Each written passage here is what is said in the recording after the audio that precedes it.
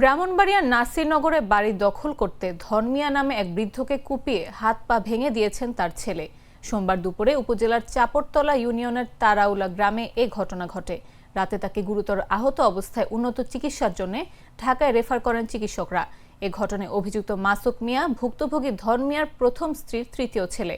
Brahmanbaria trauma surgeon doctor Mohammad Solaiman Mia বলেন, বৃদ্ধ ধর্মিয়ার হাত পায়ের হাড় ভেঙে গেছে, পাশাপাশি হাত ও পায়ের একটি করে রগ কেটে গেছে অস্ত্রের আঘাতে। ওনাকে উন্নত চিকিৎসার জন্য ঢাকায় পাঠানো হয়েছে।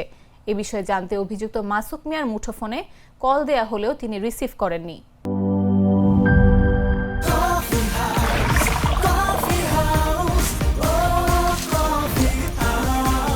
কফি হাউস, প্রতি চুমুকে আড্ডা জমে।